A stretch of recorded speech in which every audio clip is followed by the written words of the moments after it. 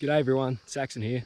I'm at the Zimbabwe Ranch, the Africa Centre for Holistic Management in Victoria Falls, Zimbabwe, and I've just come across an interesting part of the ranch here, and I think it shows what the use of the tools of grazing and animal impact have on the land, and especially in a brittle environment. Now, for those of you who don't know, a brittle environment is an environment that is characterised by seasonal humidity.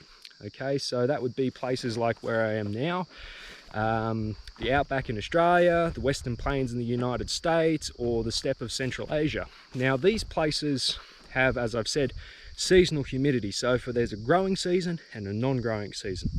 In other parts of the world, we have non-brittle environments, which will be perennially green. So that would be your Western Europe, your Eastern United States, and your East Coast of Australia. Now, in the environments that are brittle, we have to manage grass in a different way than if they were non-brittle. One of the main parts of that is we have to make sure that the grass is grazed and the remaining material at the end of the non-growing season, so the dry season, or the season that has no humidity, we have to make sure that that bulk of grass is removed by the time that the next raining season comes, because otherwise the grass will begin to die. Why is that? Because if you leave large clumps of grass on top of grass plants, they start to smother and die because you can't push up new grass through them and your sun can't get down to the growth points. Okay, this isn't a problem in the non-brittle environments because the humidity there ensures that the microbiology in the soil and the microbiology just above the soil will continually eat away what part of those grasses still remain. However, here in the brittle environments, we have to think, well, what can we use? So we've got the only tool that we have to do it properly, which is animal impact and grazing. So here I've got an example of what it looks like when you don't take away that standing material. And over this side, we have an example of what happens when you do take away that standing material. So we've had animals on this side. We have not had animals on this side. So we're going to have a closer look now. On this side, we can see that all of this material here has been left over since the last growing season. Okay, so this shot up, it wasn't grazed when it was growing, and it wasn't grazed when it was not growing in the dry season. And if we go around here and we look down, we can see that this is starting to smother out the grass plants. Have a look at this fellow here. Now, these are all perennial grasses, which means that they live for more than 1 year, so they're not the annuals that have been coming up. But you can see here how little growth there is and how thin that leaf is. And if we tear away at it, see, that was just those little handfuls, and we can keep going away here. We pull handfuls away, and now we can see the grass plant here. Now, what we have at the bottom here is a loss of crown integrity. So a lot of this crown now is dying because there's no sun getting to these growth points, and all of this litter up here is smothering the grass. So ideally what we want to see is this eaten down as much as possible, and what is not eaten down is to be pushed down by the animals onto the ground. So we want to make sure that there's enough soil contact with this stuff here to start breaking it down and start this soil biology eating all this carbon and putting it into the soil. We can keep having a closer look. Here's a really good example of the same principle.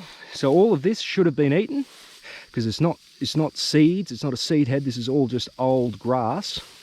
So ideally that should have all been eaten, and all of this down here should be free to grow.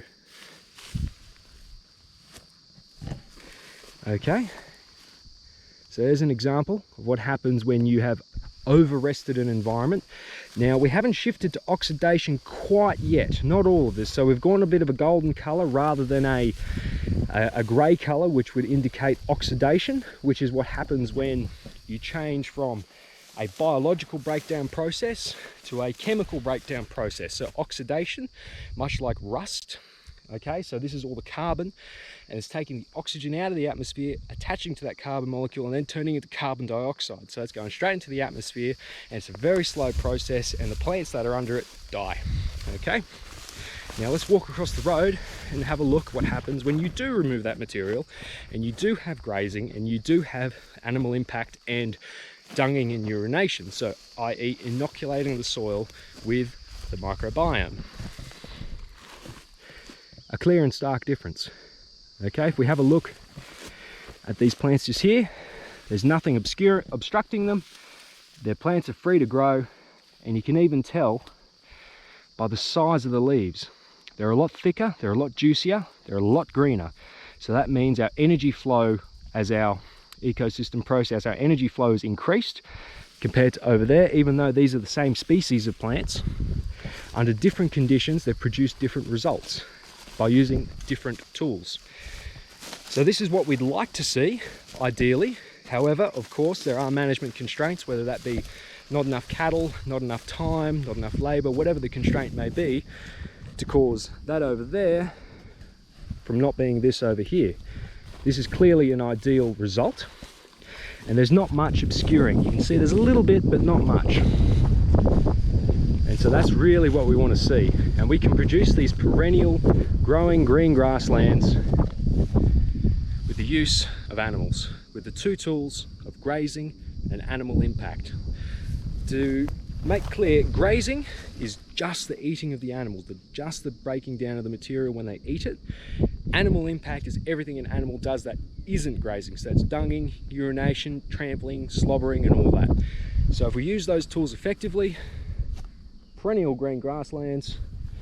If we don't use them effectively, we start to get the dying of the grasslands through over-rest. We're not quite there at the moment. It is salvageable, but we're going to have to get some cattle on it pretty soon. Anyway, I hope this was informative. Thanks, guys.